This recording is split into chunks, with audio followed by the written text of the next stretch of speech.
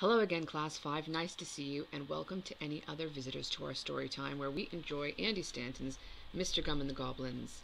In our last chapter, our heroes Polly and Friday O'Leary left Lamonic Bibber for Goblin Mountain. Will they get there in Chapter 6? Let's find out. I'm going to try this. I've had some more mic issues, but I hope it will work. Chapter 6, The Great Gifts. It was coming on dark by the time Polly and Friday reached the foot of Goblin Mountain. The craggy rock loomed over them forbiddingly in the dismal gloom, all twisted like one of those crazy, curly, twirly, fun-time drinking straws you sometimes get. They're hilarious. Not like that. An old witch's finger.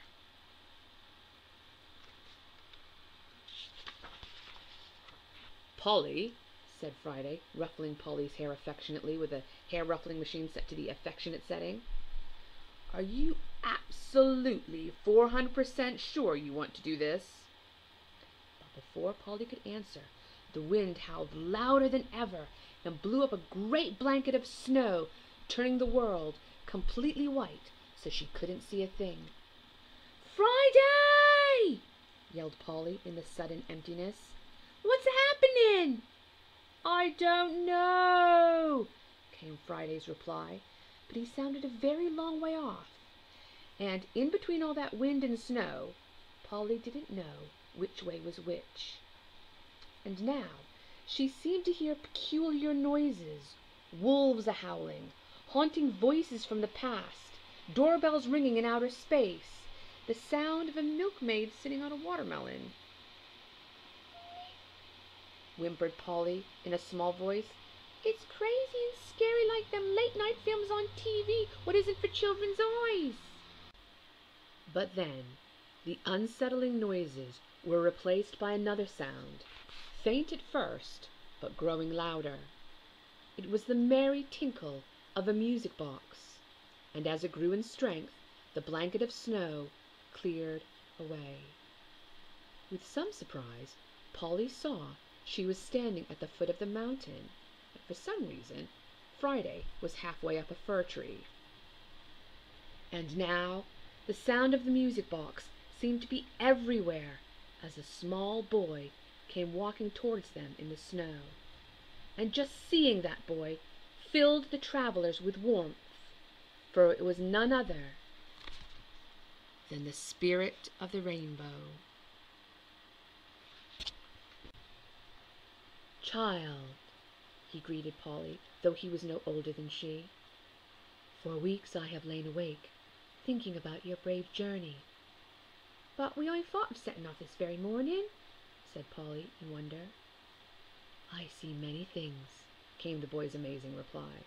"Past and future, it does not matter which, for I see it all." "Spirit of the rainbow," said Friday, climbing down from the fir tree. "You were the voice in my dream telling me to come on this quest. You were, weren't you, you little scamp?"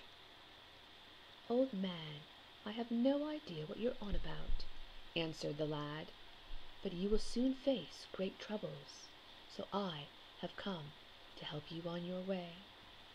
And then the spirit of the rainbow turned his face to the sky and spoke a few strange words from long before the world began. And when he turned back a moment later, he was bearing great gifts in his honest hands. "Here," he said very solemnly, as he presented Friday with a fabulous horn. It shimmered with all the colors of the universe, and it had a cool picture of a monkey wearing sunglasses on the side. "Behold, the legendary horn of Kazal, forged thousands of years ago by the high otter priests of Bastos," said the boy. "When you blow upon it, I will come to your aid. But be warned, you may use it only once. After that, it is powerless forever." Then the boy turned to Polly and handed her his second gift. It was a fruit chew. "Behold," said the boy, "the fruit chew of Babylon. It might not look as good as the horn of Kazal, he admitted, but a time may come when you learn of its true greatness." "Thank you," said Polly, "but please, won't you come with us and help us out?" "I wish I could," sighed the Spirit of the Rainbow, "but long before the world began, I made a deal with Robert, the Creator of all things, and the deal is that I can only help out every now and then. Besides, I have to revise for my maths exam or my mom will kill me." "Spirit!" called a voice from down the way. "You get in sight right now and learn your fractions." "See?" said the Spirit of the Rainbow, and off he ran. "I bet it was him in my dream," said Friday, watching him go. "That's just the sort of thing he'd get up to." So, armed with their great gifts, the travelers continued on their way, feeling far more courageous than before. But their courage would have turned to porridge and had been eaten by the bears of doubt if they had known who was watching them. For high up in his cave, the Goblin King was observing the travelers' every move. And that, my friends, is where we leave it for now. I wonder what will happen next. Stay tuned.